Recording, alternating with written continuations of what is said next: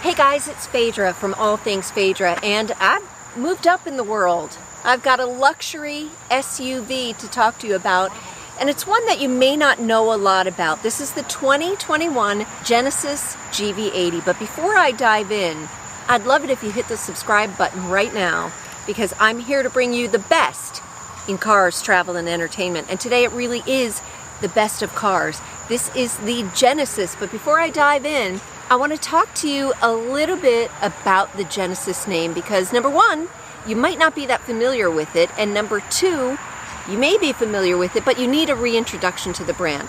So just a quick backstory, Genesis is the luxury division of Hyundai. So Toyota has Lexus, Nissan has Infiniti, Hyundai has Genesis. And it was designed as a concept back in 2003. They wanted it to be a progressive interpretation of the modern rear-wheel drive sedan. Say that 3 times fast. They launched the vehicle in 2008, and there was a lot of internal debate about whether it should be branded as a Hyundai or if it should be a standalone brand of Genesis. Many of you know that it was Hyundai. They had the Hyundai Genesis, the Hyundai Equus, and then in 2015, they rebranded as Genesis. So that is the make of the vehicle. And this year, new this year, they've gone into the luxury SUV space. This is a mid-size luxury SUV, the Genesis GV80. Now, normally when I do my videos, I take you inside, outside, take you for a drive, and then give you everything you need to know at the end. The pricing, my final thoughts. I'm gonna break tradition and I'm gonna tell you right now, this is a $72,000 vehicle, and it's worth every penny. But don't despair, because it actually starts around $48,000. So, slow your roll before you tune away, because there's a lot to see here. The other thing I want to tell you are my final thoughts, and that is, I freaking love this car. I love it. There is nothing I don't like. So I do like to share the good, the bad, and the ugly. Well, there's nothing ugly, and there's really nothing bad, but I'm still gonna take you behind the scenes and show you everything that you need to know about this 2021 Genesis GV80 all-wheel drive Prestige. Now I know what some of you are thinking. Some of you are thinking $72,000 for a Hyundai? Listen, this is not a Hyundai, and they have the leadership to prove it. So from a design perspective, the Genesis brand has designers from Volkswagen, from Bentley, and from Lamborghini. In fact, I think you can see a lot of details that are kind of reminiscent of Bentley. Come on, look at that logo. At a glance, you know that's probably what you thought it was. But from a performance perspective, even more, you've got leadership from the BMW M Performance division. So, not only does it look good, but it drives good. So you can get it outfitted with a 2.5 liter turbo engine, 300 horsepower. This one is a 3.5 liter twin turbo, kicks out 375 horsepower. And believe me when I tell you, this thing moves. It moves a lot faster than 375 horsepower. So I think there's something magic in there, but let's take a look at what's under the hood. So what you've got here is a 3.5 liter twin turbo gas direct injection V6 engine. Puts out 375 horsepower and gives you 391 pound-feet of torque. You put this thing in sport mode, it really moves. I was shocked at the performance, and it goes from 0 to 60 in 5.3 seconds. Now I mentioned there are some pretty key designers on the Genesis team, and as a result, you get a really clean design, and this design is what I like to call athletic elegance. So it looks, to me, it has a very masculine, very, not super aggressive look, but it just has a very bold, but not in your face kind of look. It's athletic elegance, I like that. And it does carry some of the Genesis style elements. You'll see the quad lamps in both the front and the rear. It's got the grille up front, which they call the G-Matrix Crest grille. Around the side, we've got a couple other key features. We've got these beautiful 22-inch rims. And they're 5 spokes, so they look like high-performance rims. And while we're over here, let's look at the chrome accents, whether you love them or you hate them. But I really want to point out this paint, and you have to get it in the right light to appreciate it. This is a $500 upcharge, a premium paint called Himalayan Gray, but the sparkles in the paint are just gorgeous. On the side here, you also have the folding mirrors that you'll find on a lot of luxury vehicles. And then one thing that I love, it's an option that this car has, is it has a light projection on the ground. So you'll see that Genesis logo in the evening when you're opening the door. It's gorgeous. I don't want to waste any more time because I want to get you behind the wheel, not only to drive it, but to see this gorgeous interior. So let's go inside. Look at that light shining down. It's as if God himself said, "Let there be luxury," and created the Genesis GV80. So I want to show you all of the interior, but before we do that, I want to introduce you to the idea of Korean design. So we know the Japanese focus on Japanese minimalism and the Swedish focus on simplicity. The Koreans focus on what is called reductive design. It's the beauty of white space. And while there isn't any white in here, what you'll find is, unlike a lot of other luxury brands, Mercedes is one that comes to mind. Mercedes has a lot going on in the cockpit. Some other vehicles have very, very little going on in the cockpit. And I think that this car has struck a nice balance between having everything at your fingertips but not being in your face. So let's take a look at what's up front. Let's start with the color of this interior. And the reason that I want to talk about it is because if you do the build and price online with the website, you may see pictures of a blue and dune colored interior. And I have to tell you that the website, I just don't think does it justice, because it is such a subtle blue that for the better part of a week, I thought it was just a really pale black. So it's really gorgeous interior. It has a lot of these aluminum accents throughout.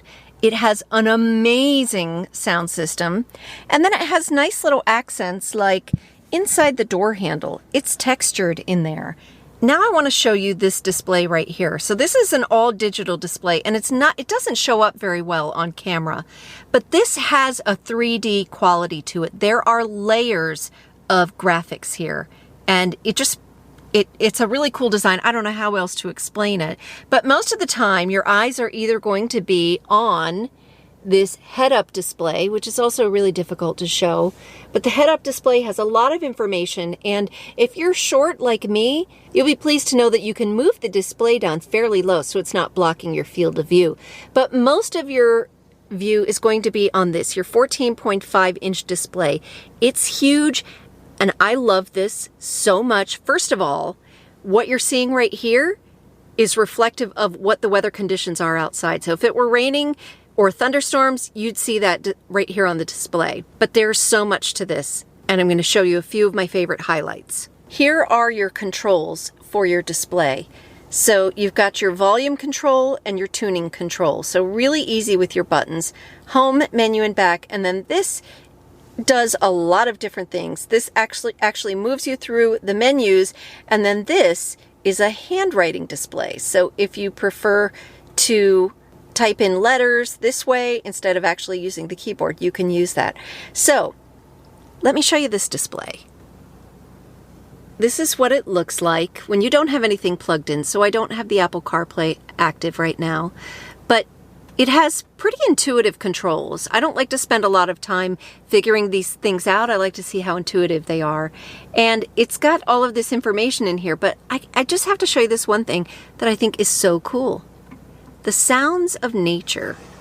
So if you just want some ambient sound in your car, they have a whole bunch of selections. So I could do a rainy day. I could do a cafe. Maybe you wish you were on the streets of Paris. Maybe you want a warm fireplace crackling while you're driving, or a snowy village. I just think it's a really, really neat feature. I also want to show you this seat mode. So if I go into seat mode, it has so many different options, and it actually will select the best position for you based on your posture. Quiet mode, if you've got kids in the back, means it'll only play the volume up front, so the speakers will be quiet in the back. And you have so many different options so that you can really customize your driving experience. You can even change this image right here on your screen. If we move down here, we've got the climate controls, which are pretty intuitive. We also have the buttons that give you shortcuts directly to your infotainment system. But this is also a touch screen. But there's some haptics involved in it. And I think, again, it's really intuitive. You have the knob for the temperature, and then you have the touchscreen haptic controls here. Heated seats, cooling seats, heated steering wheel. I did use those cooling seats. Down here, we've got the wireless charging built in. The only thing that I don't love about this is no wireless Apple CarPlay, no wireless Android Auto. I really think that that's something that vehicles have to stay competitive. It's just something that's going to be required, but you can easily plug in either to charge or to connect to one of those systems. You've also got real wood trim here. There are your cup holders and your drive modes. I'm going to show you that in a minute. And this is your transmission. And again, the design elements are very intentional here. And then underneath, we've got a little, I don't know the name of it, I'm going to call it a hidey hole. That's an extra place for your valuables. I used it when I had my phone plugged in for Apple CarPlay. I put my phone down here. But again, down here we have details like a quilted area for your legs, if your legs are touching this area. Let's take a look at the console. So a split console here, and it's actually much bigger than you think. It's pretty deep and it goes forward a little bit. But I really want to show you the seats. Now, I am just a style preference. I'm not a huge fan of quilted seats, but look at these. This is Napa leather, and if you don't know what Napa leather is, it is basically an extra soft style of leather. It's just gorgeous. Again, this is the Dune color. Now, let me tell you something else about these seats. From a driving perspective, you have a lot of different options to get this seat exactly the way that you want it, including a really nice lumbar support and an extension right here for your legs if you happen to be a tall driver. One thing I discovered purely by accident today is the Ergo Motion driver seat.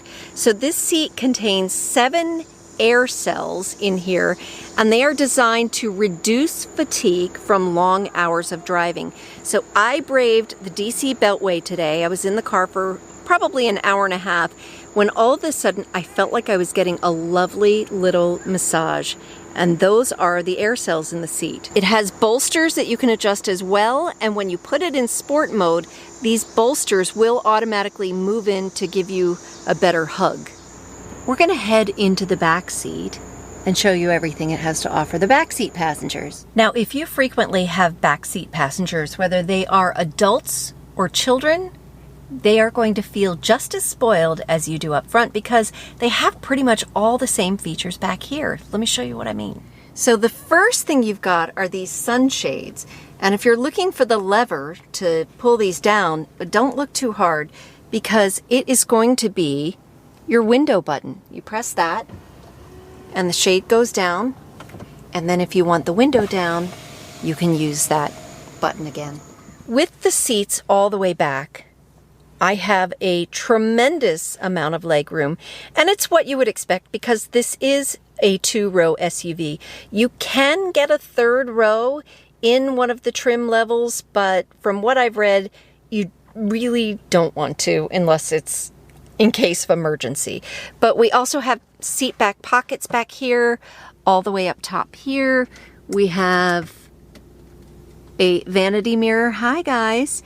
And you may have noticed up here, this is a suede headliner. That is an option that you can get with one of the packages. For comfort back here, we have temperature controls, fan controls, heated and cooled seats, USB ports, and an outlet. If you need to fold down the passenger seat for any reason, or you need to adjust it from back here, you can easily do that. And speaking of seat adjustments, you have the same type of adjustments right back here in the back row. Have you ever seen power seats in the back row? I think that's a first for me. And then let's go ahead and take a look at that console right here in the middle. And it's a regular leather console. And you press, and you've got your cup holders built in right here. That leaves just one more area to explore, and that's the cargo space. As we make our way out of the rear seats, again, I want you to notice the design elements that they're carrying through. That's the same design that we saw inside the door handles. You'll see the dual exhaust pipes back here. We're going to go ahead and open this. It does have a kick opening that I cannot get to work, so we're going to go ahead and push the button right here to open the rear. And you'll see a very large cargo space. Again, because it's a large vehicle that does not have a third row. At least this one doesn't have a third row. It does have a couple options like the first aid kit. That's an upgrade. There is not a full-size spare under here. There is an emergency tire kit. Back here we have a 12-volt port, which is pretty standard. And then we have the ability to put the seats up and down, and I love that it's simply pressing the button and the seats fold all the way flat. We'll fold both of those down so that you get a sense of the cargo space. And then, with a push of a button, you can bring them both back up.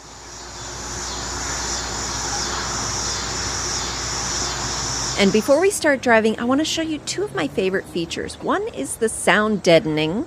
All right, let's listen to the ambient noise.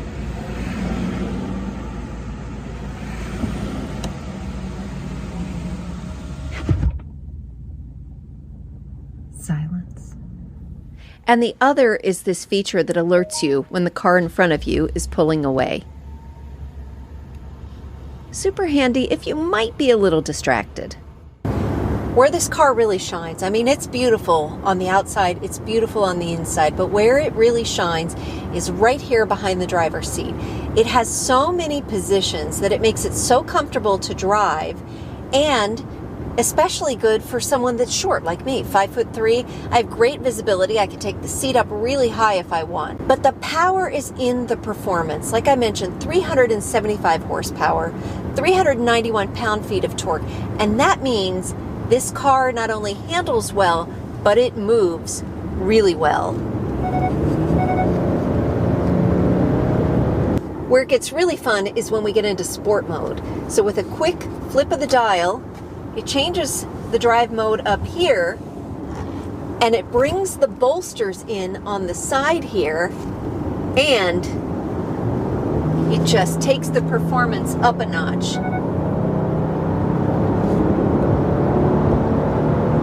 And now that we've had a lot of fun, let's head back outside, and I'll give you my final thoughts on the Genesis GV80. Luxury and performance. So is there anything about this car that I didn't like?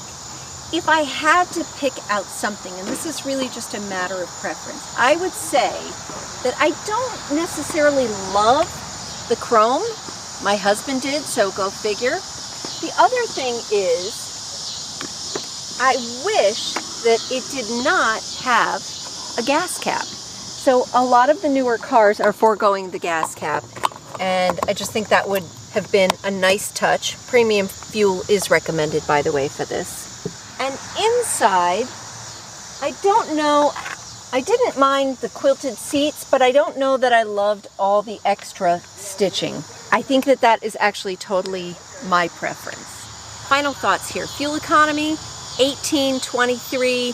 To be honest, I didn't even pay attention to the fuel economy while I was driving this vehicle because, you know, you should just enjoy it. But I did want to talk about the price. I did mention that this one actually is $73,510, but let's be clear, this is the 3.5 turbo. So that is a higher model to begin with, and it is an all-wheel drive. This vehicle that I'm driving starts at $59,650. It has been upgraded with the $500 paint upcharge, the advanced package for $5,200, and the prestige package for $6,600, and it has a couple of accessories like wheel locks and mud guards and the first aid kit and so on, and that brings it up to $73,510. Again, I want to remind you that this car starts around $48,000, so you can make it as premium as you want, or you can make it a very affordable luxury SUV, depending on whatever fits in your lifestyle. So thanks for joining me. I am so excited that I had a chance to drive the Genesis GV80. And if you, like me, were thinking it's just going to be a fancy Telluride or a fancy Palisade, leave all that behind. Go take this one for a test drive. You will not be sorry. Thanks for joining me. I hope you saw something you like. If so, give this video a like, leave me a comment, and I'll see you guys next time.